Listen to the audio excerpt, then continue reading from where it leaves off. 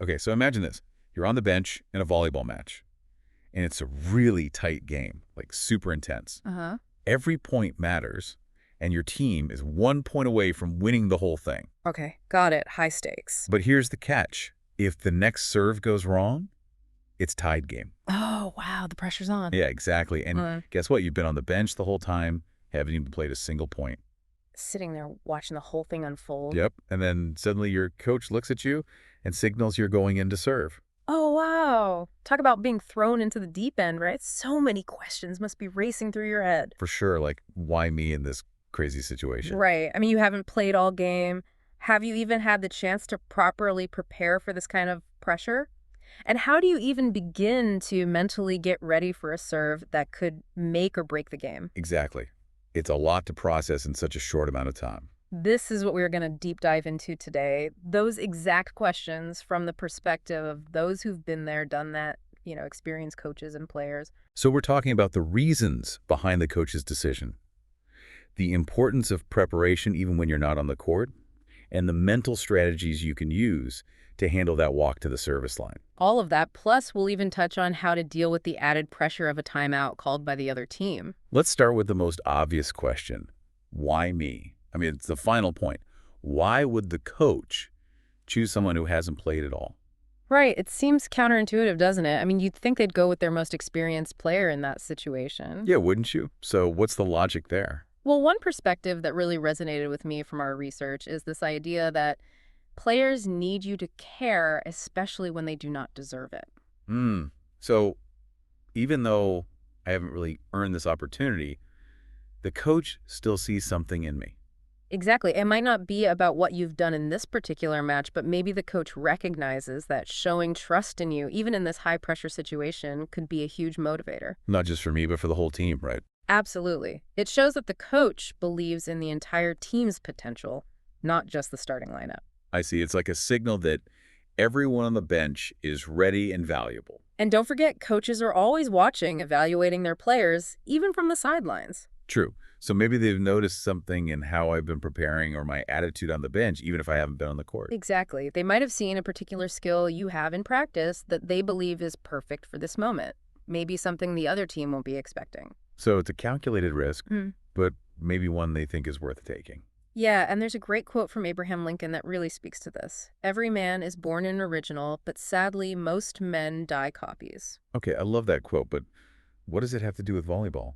Well, the coach might see something unique or original in you, whether it's your serving style, your mental toughness, or even just the element of surprise you bring, and they believe that could be the key to disrupting the other team. Wow. So even though I haven't played yet, the coach might see something in me that no one else has. It's all about understanding individual player characteristics beyond just stats. Okay, so let's say the coach has this belief in me. But my first thought would be, when was I supposed to practice for this? I mean, being put in at the last second without any prior playing time, how can I possibly be prepared? It's definitely for fair feeling. It's like being asked to perform a surgery without ever having gone to med school. Exactly. So how do you even begin to mentally prepare for that? It all comes down to one crucial principle: constant readiness. So even if I haven't specifically practiced serving the winning point, I should still be prepared in a more general sense. Exactly. There's a quote that really captures this. There's nothing worse than the feeling of wishing you had another chance at a play because you weren't ready. Ugh, I can imagine that feeling of regret. While you might not have rehearsed this exact scenario, every serve you've taken in practice, every drill you've done contributes to your readiness. It's about building a solid foundation of skills. Precisely. And remember that old saying, always be prepared. Well, it applies here big time. So every single practice, or every time I focused on accuracy and power, all of that adds up. It's the cumulative effect of all your hard work. And what about visualization? I mean, can't just thinking about a successful serve actually help? Absolutely. There's a powerful idea that if you can envision the perfect play, your mind and body will make it a reality. So even if I haven't had many game time serves, I can still mentally practice them. Exactly. Spend time imagining yourself serving successfully in high-pressure situations. Feel the rhythm, see the ball going over the net and landing perfectly. So my mind is essentially rehearsing the movements even without actually doing them. And believe it or not, that mental practice can be almost as effective as physical practice. Wow, so even though I haven't played in this match, if I've been consistently practicing and visualizing successful serves, I'm not starting from scratch. It's like that saying, success is nothing more than a few simple disciplines practiced every day. Those daily disciplines, even the seemingly small ones, are what you can rely on in this moment. Okay, so the coach believes in me, I've been putting in the work, and now I'm walking back to the service line. What should be going through my head at this point? How do I mentally prepare for this massive pressure? This is where your mental game becomes super important. Remember, breathe, be in the moment, believe, have faith that you can rise above it. Battle, you got to be prepared to go for as long as it takes. That's a lot to remember in such a high-pressure situation. It is, but focus on one step at a time. First, breathe. Just take a deep breath and center yourself. Acknowledge the pressure, but don't let it overwhelm you. Okay, breathe. Got it. Yeah. What's next? Believe. You have to have faith in yourself and your ability to make this serve. But that's tough when I haven't had any playing time to build up that confidence. It is, but that's where all your preparation comes in. Remember all those practice serves, all those drills? That's what you need to draw on now. So instead of focusing on my lack of game experience, I should focus on the work I've put in. Exactly, and there's another saying that can help. It's a serve and pass game. Strip it back to the basics. Your stance, your toss, your contact point. Focus on the fundamentals that you've practiced countless times. Right. It's all about trusting the technique. And maybe even more importantly, you need to have a positive attitude. Because attitude can make all the difference. There's a quote that says, attitude is a little thing that makes a big difference between volleyball success and volleyball failure. So even though I'm feeling nervous, I need to try and stay positive. Absolutely. And remember, life is 10% what happens to me and 90% how I react to it. Meaning? You can't control the situation, but you can control how you respond to it. So I need to choose to react with confidence and determination. And don't let fear hold you back. There's another quote I love. Don't let fear sideline you. Unleash your power and take that shot. So I shouldn't hesitate or second guess myself. I just need to go for it. Trust your training and commit fully to the serve. All right, I'm breathing, I'm believing, I'm focusing on the fundamentals, and I'm trying to stay positive. I'm about to serve, and then bam, the other team calls a timeout. Oh yeah, that classic timeout to ice the server.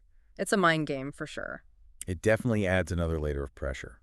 What should happen during that timeout? Should my coach talk to me or leave me alone with my thoughts? That's a great question, and the answer might depend on you and your coach. There are two schools of thought here. Okay, lay them on me. On one hand, you have the idea that sometimes less is more.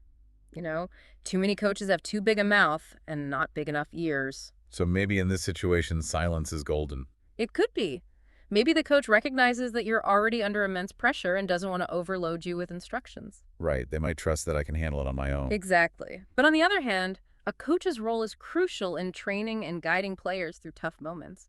So sometimes you do need that pep talk or reminder of the game plan. And a good coach knows how to read their players. They understand what each individual needs to perform at their best.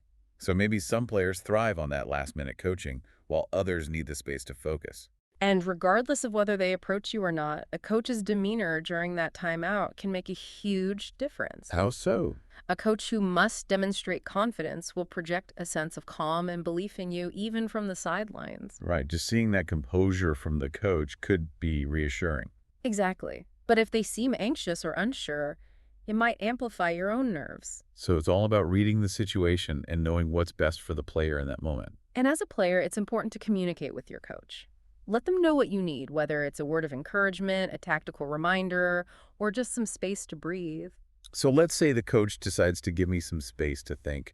What should my internal dialogue be during that timeout? It's only 2 minutes, but it can feel like an eternity. It can definitely feel that way, but the key is to stay in control of your thoughts. Go back to those mental anchors we talked about earlier. Breathe and believe. Okay, deep breaths and faith in myself check. Don't get caught up in the what-ifs or the potential consequences of a missed serve. Easier said than done, but I'll try. And remember that quote we discussed earlier. When you've done everything you can to train yourself for competition, you'll sleep well when the tournament is over, win or lose. So basically, trust in my preparation and don't dwell on the past. And absolutely avoid negative self-talk. It's so easy to fall into that trap, but it won't help you at all. Like telling myself I'm going to mess up or I'm not good enough. Exactly. Instead, focus on your strengths and remind yourself of all the times you've succeeded in the past. It's about turning that negative energy into something positive. And remember, it is okay to err, but it is not okay to stop playing. It is okay to lose, but it is not okay to give up. That's a good one to remember. It's not over till it's over. And this timeout is just a pause, a chance to regroup and refocus. It's not a sign of defeat. It's an opportunity to come back even stronger. Exactly. And, maybe use that time to mentally rehearse a key element of your serve, like your toss or your arm swing. So I can visualize myself doing it correctly. Keep it simple, keep it focused, and keep those thoughts positive. Okay, timeout's over. I'm walking back to the service line, and that initial question, why me, pops back into my head. Now that we've talked about all the mental and strategic stuff, can we revisit that question from a bigger picture perspective? Like, what's the real reason the coach put me in this position? That's a really interesting question, and I think it goes beyond just wanting to win this specific point. Okay, I'm listening. The coach might be using this as an opportunity to teach you a valuable lesson about resilience and performing under pressure. So it's about more than just the outcome of this one serve. Exactly. It's a chance for you to grow and develop as a player. Even if the serve doesn't go in, the experience itself is incredibly valuable. I like that perspective. Yeah. It's about building mental toughness for future challenges. There's a quote that really captures this. A champion is forged in the fires of adversity, rising even when they've fallen. So even though it feels incredibly difficult right now, this could be a turning point for me. It's a chance for the coach to see what you're made of and for you to discover your own potential. And never forget that the game isn't over until the last point is scored, the last ball is grounded. You still have the power to influence the outcome. Your moment is now. Wow. This whole conversation has been really eye-opening. Yeah. So if I find myself in this situation again, here's what I need to remember. Trust the coach's judgment, draw on my preparation, stay present and positive to make sure my thoughts during timeouts, and view this as a learning experience regardless of the outcome. You got it.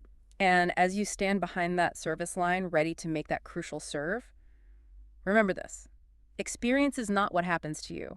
It is what you do with what happens to you. So it's not about whether I make the serve or not. It's about how I handle the pressure and what I learned from the experience. Precisely. And that's something you can carry with you long after this match is over. That's a great takeaway. Thanks for sharing your insights today. Anytime, it's been a pleasure deep diving into this with you.